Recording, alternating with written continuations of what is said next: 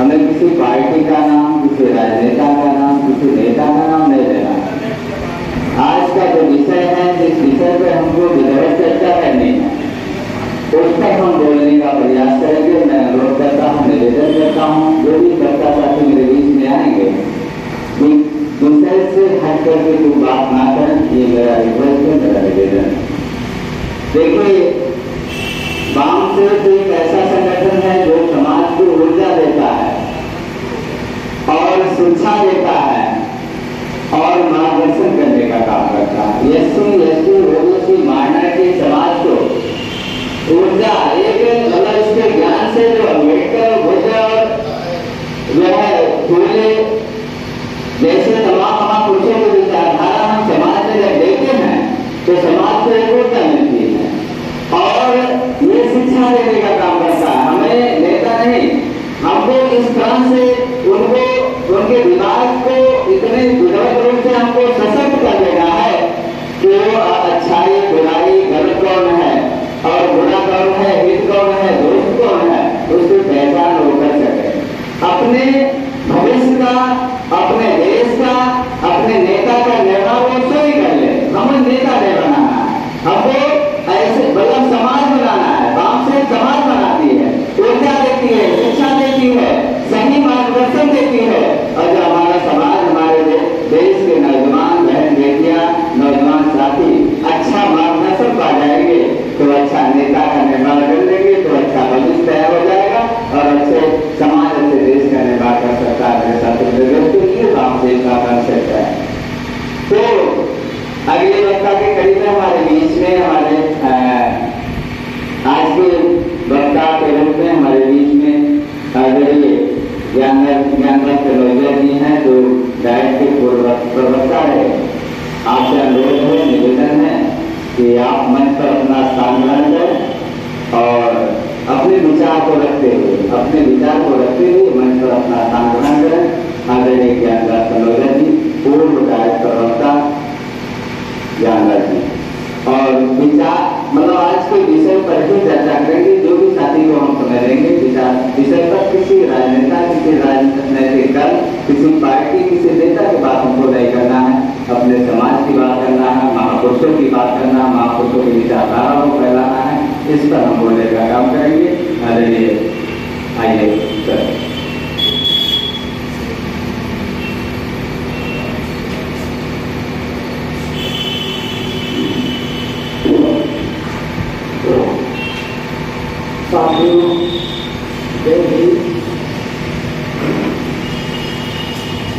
आज वामसेवक के इस बैठक में हमारे बहुत सारे साथी उपस्थित हैं। मंच पर मंत्रासीन हमारे इस संगठन को ऊर्जा देने वाले साथी उपस्थित हैं। सभी साथियों का स्वागत करने से पहले हम चाहेंगे कि हम सभी लोगों को आवाज देने के लायक, समाज में चलने के लायक बनाने वाले इस धारा के प्रथम वैज्ञानिक, प्रथम समाजशास्त्री, करुणा के सागर, लाइट ऑफ एशिया, इन तमाम सम्मान से समाज ने विभूषित किया है। ऐसे महामानव तथागत गौतम बुद्ध के चरणों में सत नमन अर्पित करते हुए और अपने इस धारा से मृत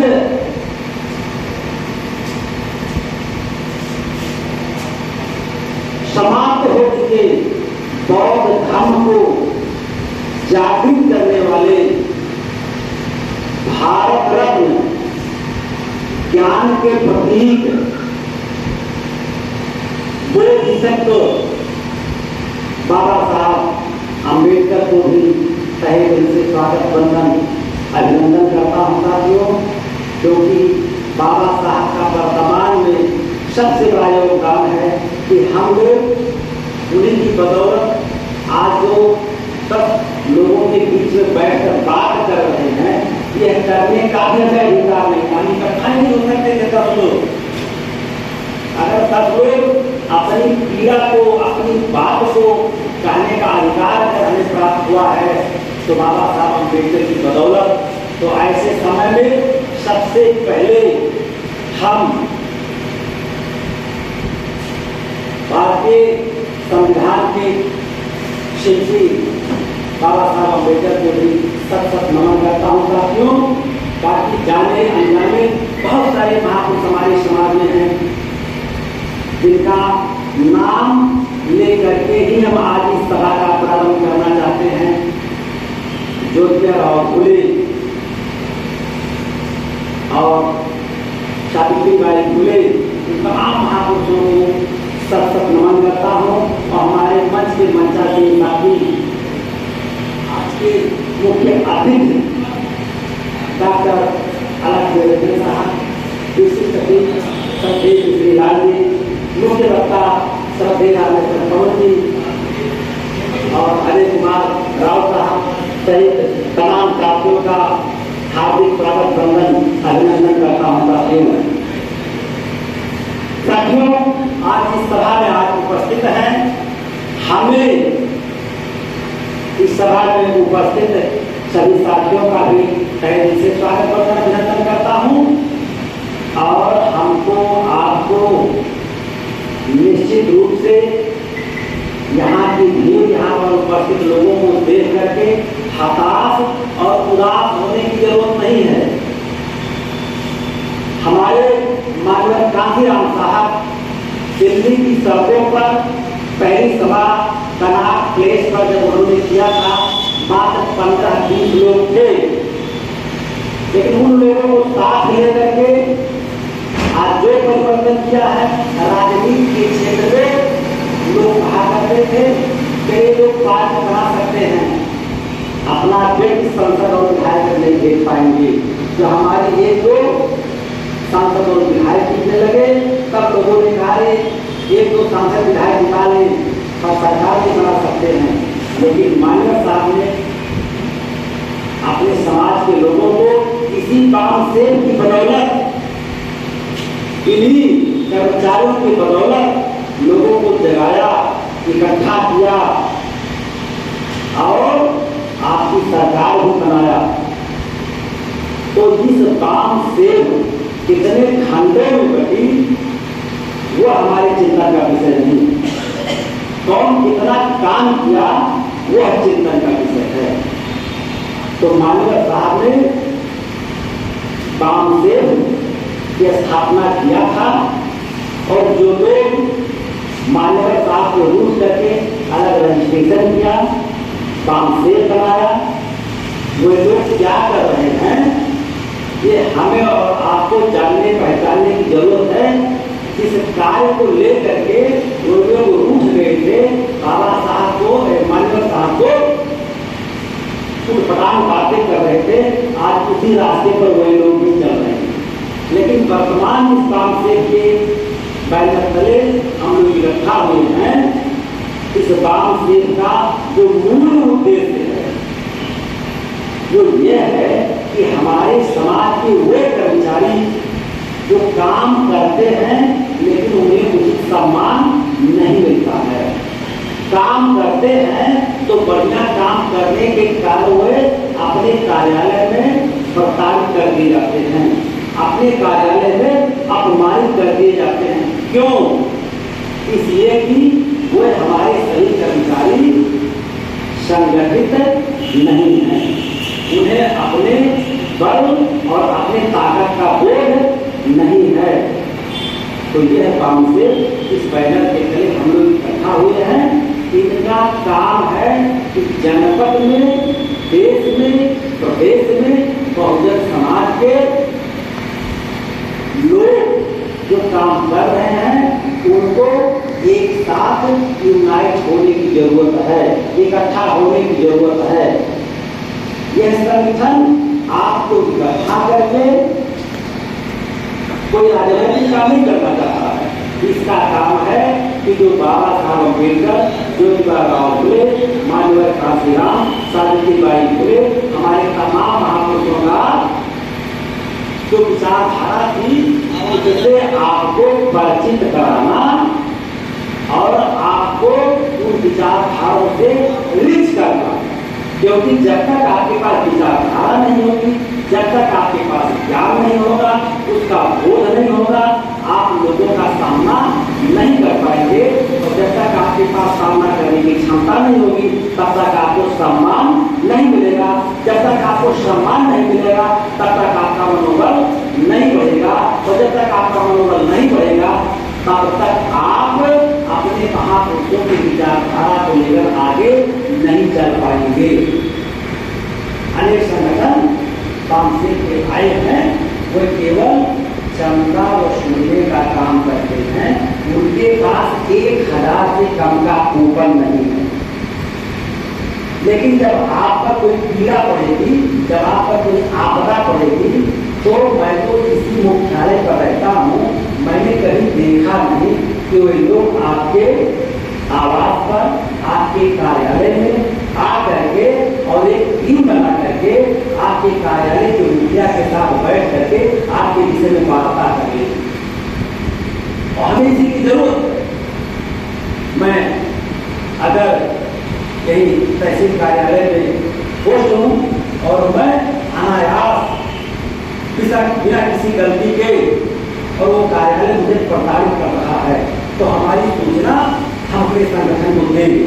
और हमारा संगठन जो जिला मुख्यालय पर, ब्लॉक मुख्यालय पर, गांव सभा लेवल तक कार्यरत है, मान्य तहसील लेवल पर नहीं, ब्लॉक लेवल पर, जिला मुख्यालय पर तो है, तो जिला मुख्यालय का ये संगठन उन 10-5 लोगों के साथ, 10-20 लोगों के साथ एक दिन आपके कार्यालय में जाकर के बैठ गया और आपने उस कर्मचारी की बात को बैठ कर जिला मुख्यालय के मुखिया से बात कर लिया, निगाह में निगाह मिला करके। तो उसकी दूसरे दिन जरूरत नहीं है कि आपसे बदतमीजी और बेहूदगी से बात कर सके। तो इस संगठन का पहला उद्देश्य है कि आपका जो आर्थिक शोषण हो रहा है, उस आर्थिक शोषण से आपको बचावे और अपने महापुरुषों की विचारधारा को आपके घर तक पहुंचावे। हमारे घरों में वो जो पुराने कचरे व्याप्त हैं, पाखंड के रूप में, अंधविश्वास के रूप में, उनको निकाल करके बाहर करे। इस संगठन का ये उद्देश्य है। अगर वो पाखंड, वो अंधविश्वास के जो कचरा मेरे घर में पड़े हुए हैं, तो निकल जाए, तो प्रतिपक्ष न्यूनतम 10,000 से लेकर के 1 लाख के बीच में शुद्ध आपकी बचत होनी शुरू हो जाएगी। पहला काम। दूसरा काम, जहां जिस फील्ड में आप काम करते हो और अपनी बात सम्मानपूर्ण तरीके से नहीं कर पा रहे हैं, ये संगठन आपको बल देगा। आप कहीं कुछ लेकर के नहीं आएगा। जैसे बैंक आपके मुख्य जनपद में आया है, ना उसके पास घर है, ना उसका कर्मचारी है, जो आपको अपने साथ जोड़ा, आपका घर, आपका कर्मचारी और व्यवसाय कर रहा है। ऐसे हमारे बहुजन समाज के लोग जो हैं, ताकत उनकी है, बुद्धि उनकी है, तब अलग अलग है, तो व्यक्ति आपको समझ नहीं पाता। हम उन सभी महापुरुषों की विचारधारा, पुलिस आपकी विचारधारा है, उस विचारधारा से जब हम रिच हो जाएंगे, तो हमारे घरों में जो पाखंड, अंधविश्वास और सारी बातें हैं, वो निकल जाएंगी। तो काला नहीं पड़ेगा, वो ताकत आपकी है, वो ऊर्जा आपके पास सुरक्षित रहेगी। तो साथियों, हमें पुलिस आपको पढ़ना पड़ेगा। सन 1848 में ये विवाह संस्कार है, ब्राह्मणों का उसका आधिपत्य है, आपका पैसा भी लेगा, आपको अपमानित भी करेगा, और हम उसे सम्मान देंगे, वो हमें अपमान देगा। एक छोटा सा एग्जाम्पल आपको बताऊं, संस्कार के बीच हमारे मानव जीवन के विवाह संस्कार और मृत्यु संस्कार, इन दोनों बहुत प्रमुख संस्कार हैं। विवाह संस्कार में आज से 20 साल पहले के घटना को याद करिए, जब आप अपने बेटे की शादी करते हैं और उस मजलिस का प्रमुख हीरो दूल्हा है, ब्राह्मण बारात पहुंचता है, तो बातें करता, अरे भाई जनवासा कहीं बना, कहीं तो नहीं बना, कहीं जनवासा पहले बनाओ। तो जनवासा बनाने का अर्थ होता है खटिया कुर्सी मेज सब बगल कर दीजिए, कई जमीन पर बिछा दीजिए। वो कहेगा वो बक्सा कहाँ है, उसको ला करके रखिए, सब्जी कौन है, वो यहाँ बैठ जाए, दूल्हा कहाँ है, वो यहाँ बैठ जाए। यहाँ कुर्सी पर बैठे थे, आप उस कुर्सी से उतारा और नीचे जनमाता पर बैठाया, अर्थात आप नींद हो और हम पूछ हैं, वो चारपाई पर दूर बैठेगा और पूरी मरीज का जो विरोध दूल्हा है, शामिल है, उसके लिए क्या खास होंगे, उनको जमीन पर बैठा देगा और वही उस चीज का परिचायक है कि आप नीच हैं और वह नीच है। पर पूरे साथ इस चीज का बोध कराया कि आपको नीचे बैठना है, आपको ऊंचा सम्मान मिलना चाहिए। उसी समय उन्होंने इसका निर्माण हो किया था जब वह ब्राह्मणी जो शादी से पूर्व गर्भवती हो गई थी, उसी ब्राह्मण समाज के लोग उसको मार डालना चाहते थे। उसके पिता को पता था कि इस समस्या का निजात अगर कोई दे सकता है तो जोगियाराम फूले उनके पास वो दौड़ा आया, अपनी पूरी बात बताई। जब वो लड़की जो गर्भवती होती तुम्हारी उन्हीं के रिश्तेदार से हुई, बोले साहब ने उनको अपने पास बुलाया, अपने पास उस लड़की को रखा, उस लड़की से बच्चा पैदा हुआ। तो बच्चा पैदा हुआ उसी को तब तक पुत्र के रूप में भोले साहब ने स्वीकार किया, उसे पढ़ाया लिखाया, उसे डॉक्टर बनाया। समाज की कितनी बड़ी कुप्रथा थी, वो मार दी जाती, वो बच्चा मार दिया जाता, तो डॉक्टर कहाँ से बच्चा होता? आपने पूरी प्रॉपर्टी का उसे जिम्मेदार बनाया था। तो ये संगठन हमको तमाम प्रकार की कुरीतियों से निकालने का प्रयास कर रहा है। हमें और आपको जरूरत है कि हम इससे जुड़े, इन विचारधाराओं को अपने जीवन में अपनाएं और अपना करके अपने सबसे पहले सक्रिय में का चैती बिगेस्ट राइट हो, किस विचारधारा को आप सबसे उत्तम समझते हो उसे दूसरे को मत बताइए, सबसे पहले अपने पर अप्लाई कीजिए, अपने घर में उसको लागू कीजिए। फिर जब आप बेहतर बनना शुरू कर देंगे, अगला अपने आप उसे अपनाना शुरू कर देगा। तो ज्ञान बांटने से बेहतर है सबसे पहले अपने घर में हम आप उसको अप्लाई करें। तो उसी समय ज्योतिराव फुले ने ब्राह्मणों से शादी, क्योंकि ब्राह्मण शादी कराने से इनकार कर दिया था, तब उन्होंने जो ब्राह्मण मुक्त शादी का प्रयोजन है उसे ज्योतिराव फुले ने सबसे पहले शुरू किया था और वही प्रतिज्ञापन करा करके समाज के बीच में